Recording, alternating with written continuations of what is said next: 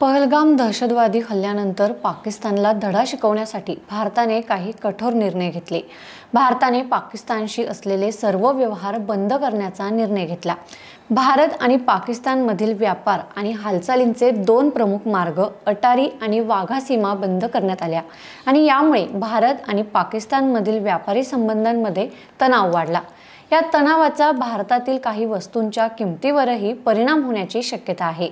जर भारताने पाकिस्तानातून आयात होणाऱ्या वस्तूंवर बंदी घातली किंवा व्यापारी संबंध संपवले तर त्याचा थेट परिणाम सामान्य ग्राहकांच्या खिशावर नक्कीच होऊ शकतो। पण यामुळे सगळ्यात जास्त नुकसान कोणाला होणार, भारताला की पाकिस्तानला? भारताला देखील नुकसान होणारच, पण मग भारतात काय काय महागणार सगळं जाणून घेण्यासाठी हा व्हिडिओ शेवटपर्यंत नक्की पहा। नमस्कार, मी आरती आणि तुम्ही पाहताय बखर लाईव्ह।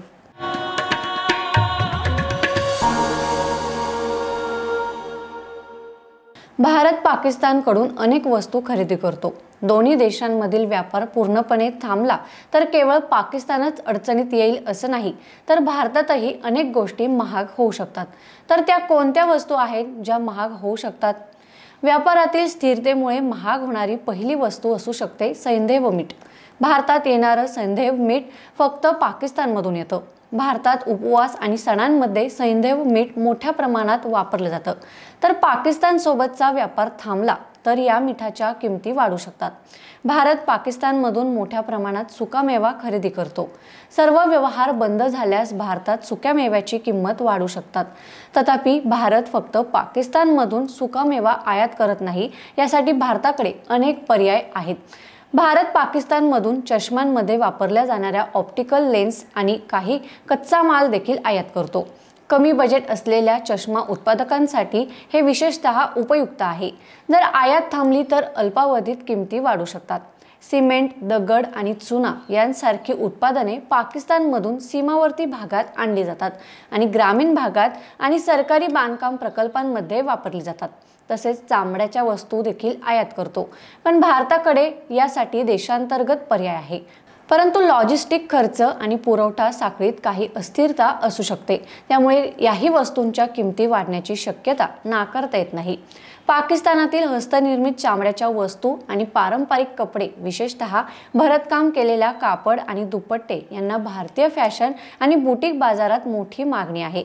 जर व्यवसाय थांबला तर लहान व्यापाऱ्यांना आणि बुटीक क्षेत्राला त्याचा फटका बसू शकतो। भारतासाठी इतर पर्याय देखील उपलब्ध आहेत।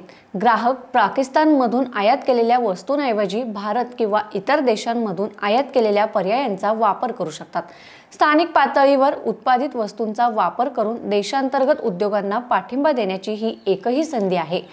वस्तूंच्या किमती वाढण्याची शक्यता लक्षात त्यानुसार खर्चाचे नियोजनही आखता येणं शक्य आहे।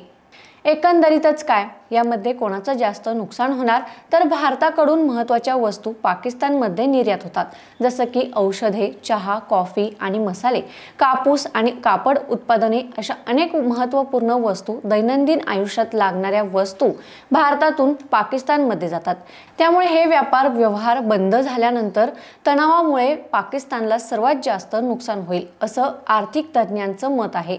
भारताची अर्थव्यवस्था खूप मोठी आणि वैविध्यपूर्ण आहे, तर पाकिस्तान आधीच आर्थिक मंदी, महागाई आणि राजकीय संकटांशी झुंजत आहे। त्यामुळे भारतात नुकसान मर्यादित आणि तात्पुरतं असेल, पण पाकिस्तानमध्ये त्याचा दीर्घकालीन आर्थिक आणि राजकीय परिणाम होऊ शकतो। हा व्हिडिओ तुम्हाला कसा वाटला आम्हाला कमेंट करून नक्की सांगा आणि आवडला असल्यास लाईक करा, शेअर करा आणि बखर लाईव्हला सबस्क्राईब करायला विसरू नका। धन्यवाद। समाजकारण, प्रशासन आणि राजकारणातल्या अचूक विश्लेषणासाठी बखर लाईव्हच्या सोशल मीडिया प्लॅटफॉर्म्सना लाईक, फॉलो आणि सबस्क्राईब करा।